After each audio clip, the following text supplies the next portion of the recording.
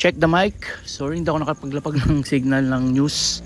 Iniwasan ko kasi muna yung news trade dahil yung mga nakalipas na araw ang daming nadali pala sa news trade.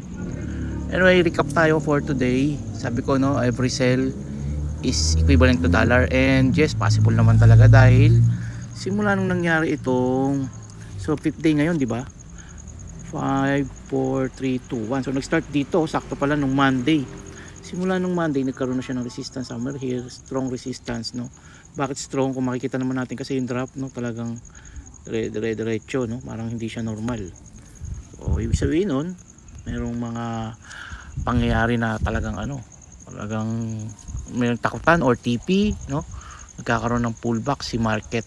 Malaki yung mga movement ng sell natin ngayon, no, kahit sabihin pa natin ito yung trend line niya, nabasag niya yung areas na to. So nag-react talaga si market, no. Doon din natin sinasabi syempre na forever red na yan, no, hindi ganun. Pero ang laro natin, makikita naman natin kung makapag-plot na tayo ng load and hold.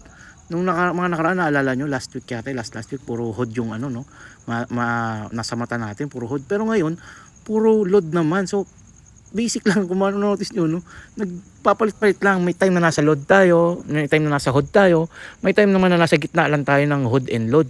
Napansin nyo ba yun? So ngayon, load yung binabasag. Kung kahit i-backtrack nyo or i-backtest nyo, puro load yung ating minamatyagan or binabalik-balikan. So same thing lang din yan sa nangyari before eh. No, hindi ko lang kung nagigets yung point ko ng same thing, kasi paulit-ulit lang naman yung ginagawa ni market. Yung dati kasi ito, puro hold naman yung binabasag, no? Talagang doon tayo hindi makaporma ng sell. Eh ngayon naman, puro sell, no? Puro load yung binabasag. Hindi tayo makaporma ng buy. Kung manonotice nyo, papakabihira ng buy natin, signal. And most of the time, yung load na sell signal natin, talagang full confidence, parang gano'n. So sa mga nagtatanong paano nga ba i-maximize to, sayang kasi nanghihinayang ako sa chances, no, kasi hindi naman, alam niyo naman yun, yung ni Kuya Dids, no, yung belief ko, sa totoo lang, aminin ko sa inyo, no, nung nag-start kami La Kuya Nurse 2023, 2022, ayoko talaga sa signal, no, maniwala kayo, isa sa sinusumpa ko yung signal kasi nasa dugo ko talaga yung pagiging trader eh. So dito ko dinala, dito nagkakilala kami ng Boss Orlando, na Boss Nurse, talagang workout namin. Sabi ko, why not i-convert ko yung signal, isang group, and then ipupush through ko sila na maging trader talaga, no, hindi yung asa sa signal lang.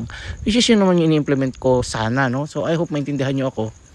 Ayoko kasi talaga hanggat maaari, kasi against din sa ko yun sa prinsipyo ko, yung kinalakihan ko kay Boss Akio, no. Ayaw kasi talaga ni Boss Akio, no, isang trader umaasa talaga sa ibang trader lang.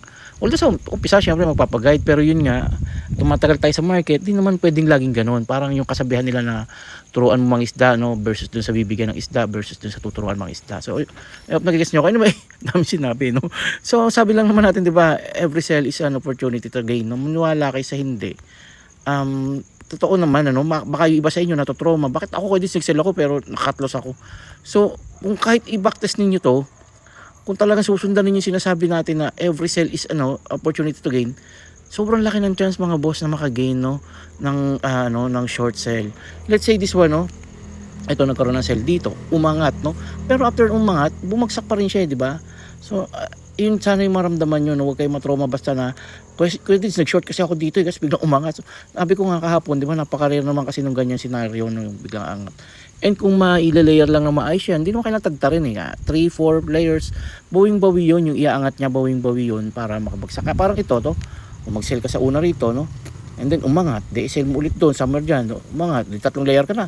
The moment na bumagsak yan, no, mag-aani ka yung tinanim mo kasi nagtatanim ka eh. Parang ito, no, ito tingnan nyo to ha, pag zoom in nyo to, yan, so nag-sell siya dito, di ba? Sell siya dyan, then umangat, no, after that, edi kung na-layer mo na maayos yan, biglang bumagsak, no, kasi ang direction ni market sa ngayon is going down talaga, no, kasi pinupuruhan niya talaga si market. Ito ba't nasa buy sell dyan, di ba? Andito yung sell eh, di ba? Dapat tapos yung storya mo rito, dapat out ka dyan, no, walang forever sa market, no. Ba't ka dito mga ngatwira na umangat pwede, buy yan asan yung sell dyan, di ba? Panangin mo na magkamali ka dyan, nakailang bang tama ka sa kaliwa.